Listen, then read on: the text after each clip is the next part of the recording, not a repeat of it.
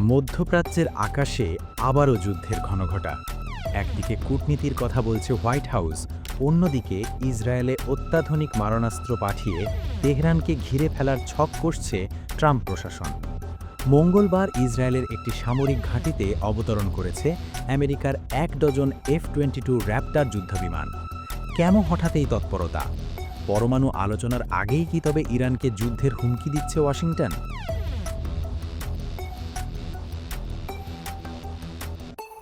মঙ্গলবার দুপুরে দক্ষিণ ইসরায়েলের একটি বিমান ঘাঁটিতে ১২টি মার্কিন F-22 যুদ্ধবিমান অবতরণ করেছে।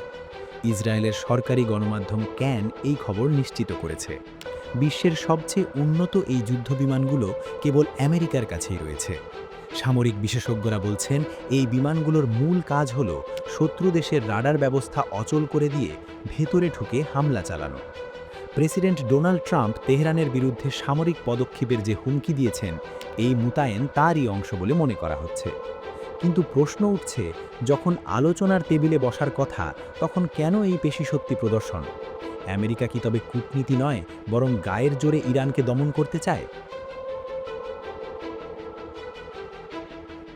শুধু সামরিক শক্তি নয়, ইরানকে ভেতর থেকে দুর্বল করতে এবার নোংরা পথে নেমেছে মার্কিন গোয়েন্দা সংস্থা সিআইএ।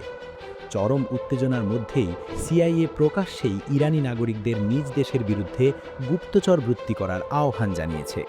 তুরস্কের আনাদলু এজেন্সি জানাচ্ছে, সিআইএ ফার্সি ভাষায় ভিডিও প্রকাশ করে ইরানিদের বলছে কিভাবে নিরাপদে দেশের গোপন তথ্য আমেরিকার হাতে তুলে দেওয়া যায়। নিজেদের ভার্চুয়াল প্রাইভেট নেটওয়ার্ক বা ভিপিএন ব্যবহারের পরামর্শ দিয়ে সিআইএ যেন এক প্রকার স্বীকারই করে নিল যে তারা ইরানের অভ্যন্তরীণ স্থিতিশীলতা নষ্ট করতে চায়। যখন তেহরান শান্তির কথা বলছে, তখন ওয়াশিংটনের এই হীন প্রচেষ্টা প্রমাণ করে আমেরিকা আসলে ইরানকে একটি স্বাধীন সার্বভৌম দেশ হিসেবে মানতেই পারছে না। আমেরিকার এত হুমকি আর ষড়যন্ত্রের মুখেও মাথা নত করেনি তেহরান। ইরানের পররাষ্ট্রমন্ত্রী আব্বাস আরাকচি স্পষ্ট জানিয়ে দিয়েছেন, পারমাণবিক চুক্তি হতে পারে, তবে তা হবে ইরানের শর্তে। এক বার্তায় তিনি বলেছেন, ইরান কখনও তার জনগণকে শান্তিপূর্ণ পরমাণু প্রযুক্তি থেকে বঞ্চিত করবে না এবং কোনো হুমকির মুখে নতি স্বীকার করবে না। আগামীকাল জেনেভায় অনুষ্ঠিত হতে যাচ্ছে তৃতীয় দফার পরোক্ষ পরমাণু আলোচনা। ইরান সেখানে নিজস্ব খসড়া প্রস্তাব নিয়ে যাচ্ছে। তেহরান স্পষ্ট করে দিয়েছে, চুক্তি তখনই সম্ভব যখন কূটনীতিকে অগ্রাধিকার দেওয়া হবে।